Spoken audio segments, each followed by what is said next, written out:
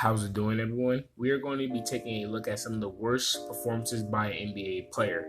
I have enough to do a part 2, so if y'all want to see that, comment down below, but let's get right into the video. Coming in at number 1, we have Paul George. On April 27, 2018, in Game 6 of the first round against the Utah Jazz, George put up one of his worst stat lines of his career, putting up 5 points and shot 2 for 16 from the field. This was one of his ice-cold performances. They ended up losing the game and losing the series. At number 2, James Harden on May 11, 2017 against the San Antonio Spurs. Harden put up one of his many terrible stat lines of his career with 10 points, shot 2 for 11 from the field.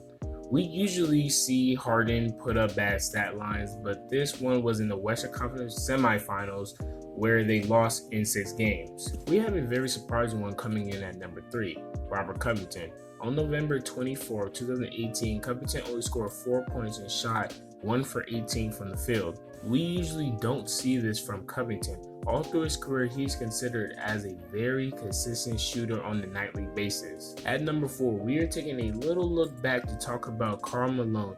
On May 8, 1997, Malone put up some of his worst splits of his career.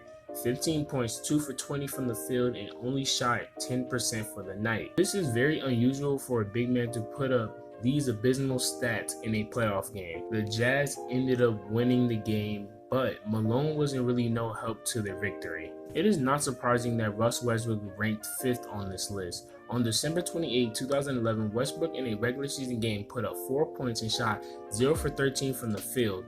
This is one of many of his worst performances in his career, most of them coming in the playoffs where it really matters. And at number 6, we have Damian Lillard.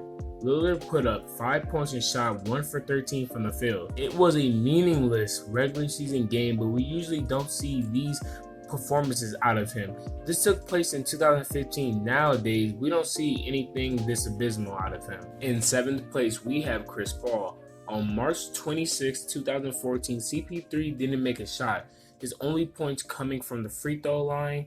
This was back then when he was on the Clippers. On a regular day basis, we never see CP3 not make one shot in a game. At number 8, Gilbert Arenas on February 14, 2006, it looked like nothing could fall for him. Now looking back at the box scores, it shows Arenas scored 12 points, shot 4 for 22 from the field, and overall 18%. This was a surprising stat line to see because back in the day, Arenas was known as a sharpshooter around the league. At number 9, Terry Rozier disappeared in an important Game 7 Eastern Conference Finals loss to the Cleveland Cavaliers.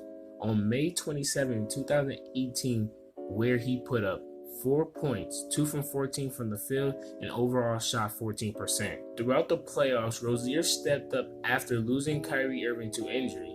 I guess he only became an ordinary backup point guard when the lights became the brightest. For our last worst performer, we have Dennis Schroeder. On November 11, 2017, we didn't know what was wrong with him.